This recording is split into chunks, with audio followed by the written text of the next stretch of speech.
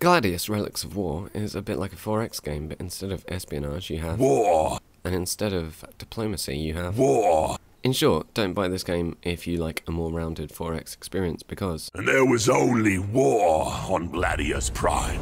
Hey there, Rebus Forever here. It's been a bit of a delay since my last video. Had a bit of a country song of a month, with one of my dogs injuring his paw, and another one injuring our TV. But yeah, 250 subscribers. Huzzah. I haven't had a lot of time this month to spend playing games, but the game I have been playing a lot has been this. Warhammer 40,000 Gladius, Relics of War is a really decent looking game so far. This is a bit of an early impression. This is the tail end of my first campaign. I'm about to win a crushing victory against the last faction. I've probably not enjoyed a game like this, and I'm going to say like this meaning like Panzer General, for quite some time. The immediate temptation is to compare it to a game like Civilization, but it really does feel more to me like an old-fashioned hex-based strategy game, but with the addition of being able to build cities. There isn't like a full-blown Civilization feel like with games like Civilization. This is much more a means of production. I mean, you can build more than one city, but it's really just to increase the range of units you can build. You're the faction you start playing as, and you'd best like that. Which is why I'm playing as the Imperial Guard, because I've always played as the Imperial Guard, or Astra Militarum as Games Workshop would prefer you to call them for, I think, copyright reasons, to be honest. So the city management is pretty cool.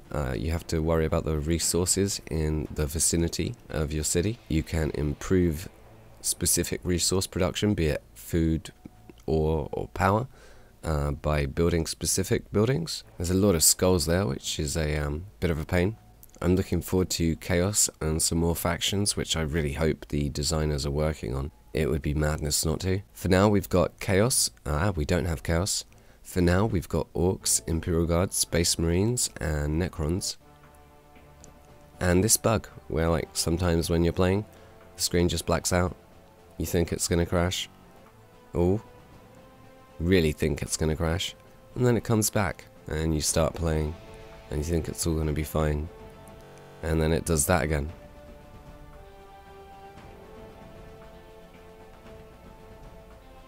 But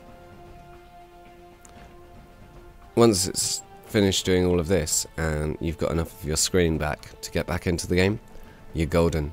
And as long as you don't mind doing that every now and then, no problem. This is the tail end of the first campaign, as I say. I'm looking forward to having like a massive army, including Baneblades and the like, and seeing that fielded against another opponent.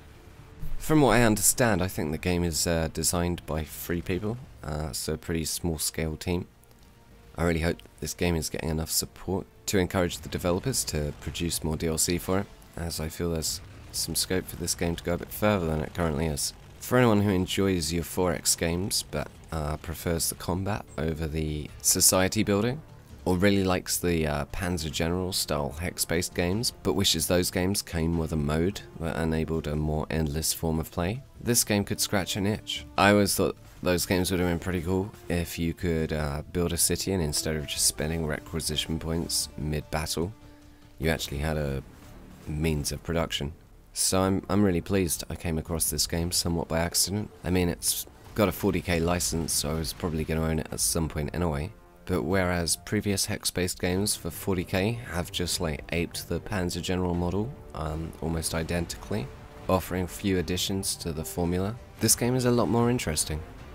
It should be stated there really is no diplomacy, so like you set teams if you set teams when you build the matches, and if you don't set teams you are in a state of all-out warfare. But if you played the Dawn of War games, having to kill Space Marines as the Imperial Guard won't come as any real surprise to you.